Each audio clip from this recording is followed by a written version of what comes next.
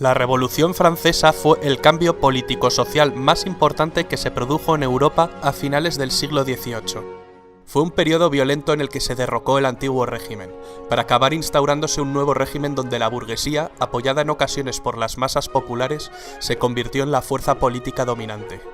Veamos los detonantes que iniciaron esta revolución. Siglo XVIII. Nos hallamos en Francia. La corriente de pensamiento vigente es el pensamiento ilustrado. Las ideas de gente como Voltaire, Rousseau, Montesquieu han hecho mella en la sociedad. Sostenían que el conocimiento humano podía combatir la ignorancia, la superstición y la tiranía para construir un mundo mejor.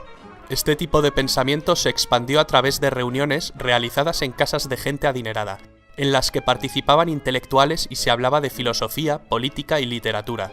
Se leía la enciclopedia, una iniciativa de Diderot y d'Alembert que contó en sus sucesivas publicaciones con numerosos colaboradores que escribieron miles de artículos para dejar plasmado el pensamiento ilustrado. La enciclopedia contribuyó al descrédito del sistema. Una sociedad culta que piensa por sí misma era la mejor manera de asegurar el fin del antiguo régimen. Los principios basados en la razón, la igualdad y la libertad estaban presentes en la mentalidad de los franceses. No solo de los franceses, las ideas ilustradas se habían extendido por Europa y sus colonias.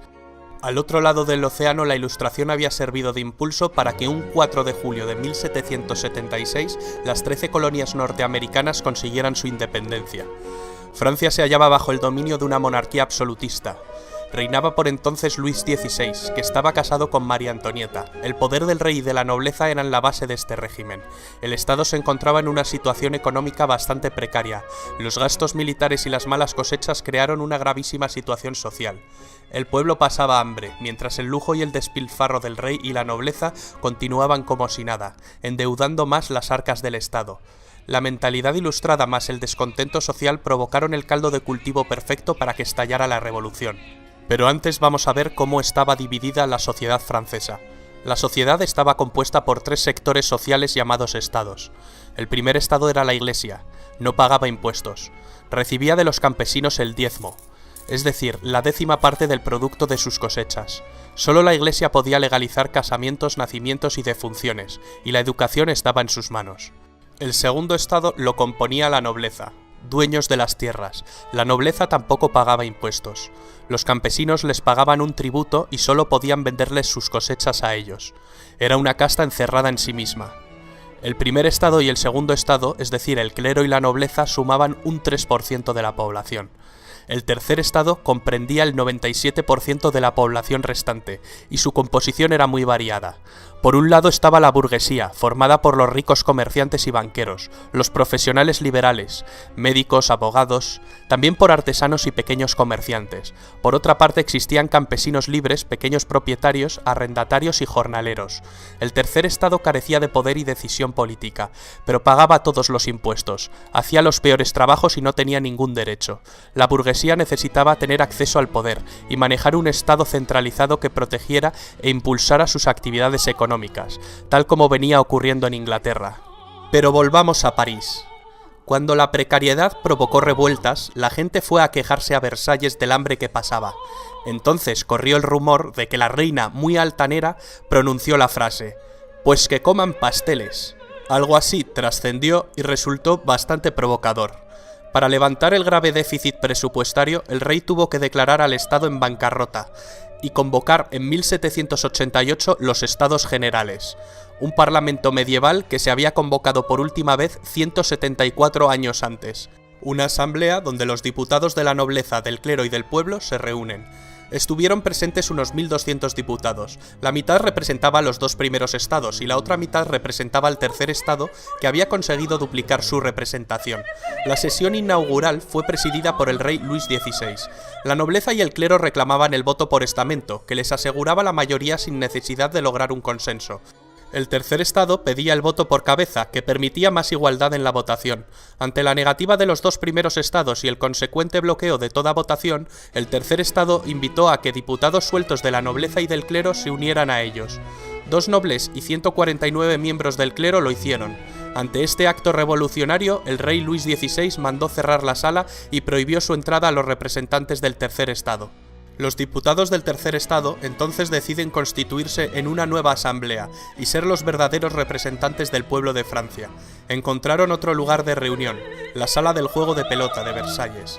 Esta asamblea tomó el nombre de Asamblea Nacional, prometiendo permanecer unidos hasta dar una constitución a Francia. El rey intentó la disolución de la asamblea. El diputado Mirabeau entonces pronunció la célebre frase: «Estamos aquí por la voluntad del pueblo y solo saldremos por la fuerza de las bayonetas».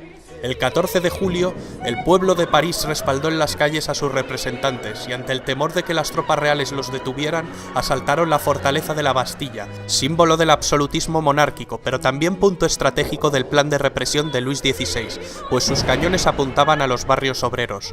Tras 4 horas de combate, los insurgentes tomaron la prisión. Retornando al ayuntamiento, la multitud acusó al gobernador de la prisión de traición. Le apuñalaron y recibió un balazo que lo mató. Su cabeza fue cortada y exhibida en la ciudad clavada en una pica, naciendo desde entonces la costumbre de pasear en una pica las cabezas de los decapitados, algo que se volvió muy común durante la Revolución. La toma de la Bastilla dio a los radicales y al pueblo de París mucha confianza en sí mismos, lo que tuvo su expresión en la prensa. Jean-Paul Marat, un médico que fundó un periódico de enorme éxito, se convirtió en la voz de la revolución y en una especie de líder del proletariado con su continua hostigación a los ricos. El rey acabó cediendo e invitó a la nobleza y al clero a que se unieran a la nueva Asamblea Nacional. La Asamblea adoptó el nombre de Asamblea Constituyente. Entre las labores que llevaría a cabo la Asamblea Constituyente destacan la aprobación de la Declaración de los Derechos del Hombre y del Ciudadano, la supresión del feudalismo, la apropiación de los bienes de la Iglesia, la constitución civil del clero, la libertad de prensa y, por supuesto, la redacción de una constitución. En esta asamblea se sentaban a la derecha los que defendían una monarquía parlamentaria. A la izquierda, partidarios de una república, se sentaban los que representaban los intereses de las clases medias y populares. Así nace la definición ideológica del concepto entre ser de derechas o de izquierdas. A finales del mes de septiembre de 1789, en París circulaba el rumor de que el rey estaba formando sus tropas, y los periodistas, con Marat a la cabeza, azuzaron a la gente con el fin de que reaccionase. La gente marchó a Versalles, acampó, organizó revueltas a las afueras de Palacio e incluso un grupo de mujeres entró en Palacio y decapitó a miembros de la Guardia Real. Después exigieron al rey que trasladara su residencia de Versalles a París, y así lo hizo. Una gran multitud desfiló a París y el rey tuvo que alojarse en el Palacio de las Tullerías. Era una manera de tenerle más controlado y poder someterlo a la voluntad popular. La Asamblea Constituyente, que trasladó también su cámara a París, consigue aprobar la Constitución en 1791. Francia funcionaría como una monarquía constitucional. La Constitución establece que la soberanía reside en la nación y ya no en el rey. Al rey no le queda otra que aceptar la Constitución. Con su poder enormemente debilitado, el rey empieza a pergeñar un plan para recuperar su poder. Sabe que solo puede hacer esto con la ayuda de un ejército extranjero. Su plan es escapar de las Tullerías para alcanzar la frontera más cercana. El rey y la reina se disfrazan de criados y escapan durante la noche. Cuando están a punto de alcanzar la frontera con Austria, su plan fracasa. Les descubren y les apresan. En este momento, el doctor Guillotin había propuesto un sofisticado método de decapitación que presenta a la asamblea. El periodista Marat, entusiasmado con este artefacto, apoda al aparato guillotina. Acabará teniendo un papel muy importante. Con los reyes presos y por miedo a un ataque inminente, la asamblea se anticipa y declara la guerra a Austria, el país de la familia de María Antonieta. Pronto Prusia se une a Austria. El 10 de agosto de 1792, las masas asaltaron el Palacio de las Tullerías y la Asamblea Legislativa suspendió las funciones constitucionales al rey. La Asamblea acabó convocando elecciones con el objetivo de configurar por sufragio universal un nuevo parlamento que recibiría el nombre de Convención Nacional. Aumentaba la tensión política y social en Francia, que además se encontraba en guerra e iba cediendo territorios ante sus enemigos.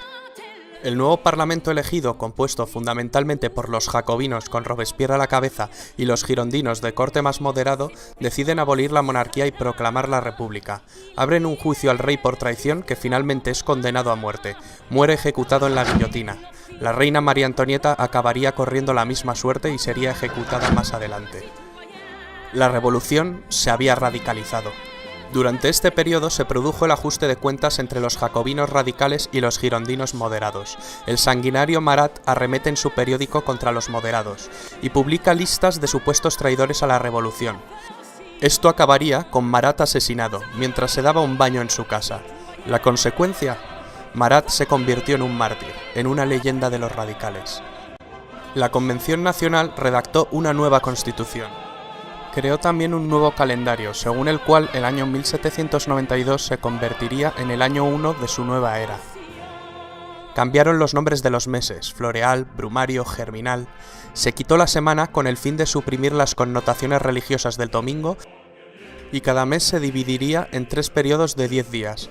Los grandes oradores Robespierre y Danton son las figuras revolucionarias que cobraron más protagonismo en este momento. El poder legislativo de la nueva república estuvo a cargo de la Convención, mientras que el poder ejecutivo recayó sobre un órgano de nueva creación, el Comité de Salvación Pública, con el fin de salvaguardar la república. Este órgano cayó bajo el mando del jacobino Robespierre. Los jacobinos desataron lo que se denominó el Reinado del Terror, entre 1793 y 1794, una especie de dictadura jacobina. El experimento republicano francés acabó evolucionando en un régimen terrorista. Entre 10.000 y 40.000 personas fueron guillotinadas ante acusaciones de actividades contrarrevolucionarias. Los inclementes responsables del terror sirvieron mal a los ideales que decían defender. Sacerdotes y miembros de la nobleza fueron guillotinados. Mientras tanto, en la guerra en la frontera, un joven general está comenzando a ganar algunas batallas para la República Francesa. Se llama Napoleón Bonaparte, pero en el interior una rebelión que llegó a convertirse en una verdadera guerra civil enfrentó a los partidarios de la Revolución Francesa y a los contrarrevolucionarios. Se denominó la Guerra de la Vendée. La locura colectiva hizo que los propios líderes revolucionarios corrieran la misma suerte al ser acusados y condenados por celos de sus rivales o por aspirar a una dictadura personal. Robespierre propone más terror como un camino hacia la virtud. Danton, sin embargo, cree que es el momento de acabar con el terror. Consecuencia: guillotinan a Danton. Aumenta el número de ejecuciones, lo que se conoce como el Gran Terror. La locura de Robespierre solo podía acabar de una manera: con su cabeza cortada en la guillotina. Con la caída de Robespierre acabó el terror, pero no la revolución. Finalmente, en un intento de moderación, en 1795 se promulgó la nueva Constitución del año 3, que había elaborado y aprobado la Convención durante los meses anteriores. Se trataba de una constitución muy diferente a la de 1793, y en esencia volvía a los principios de la Constitución monárquica de 1791. Las dos novedades principales que presentaba era que el poder legislativo estaba compuesto por 2 cámaras, siguiendo el modelo británico, y que el ejecutivo estaba integrado por 5 personas, que formarían el directorio, el nombre con el que acabaría conociéndose al nuevo régimen republicano.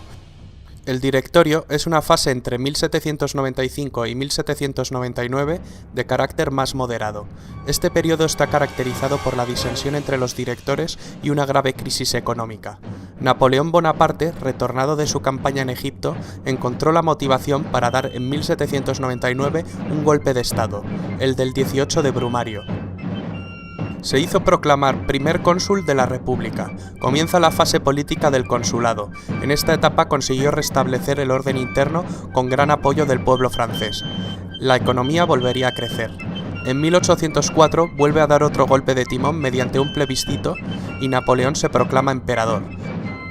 Para muchos historiadores aquí acabó la revolución, pero el grito de la revolución aún pervive hoy en día en todas partes: libertad, igualdad y fraternidad. Estas palabras cambiaron la historia de Occidente para siempre.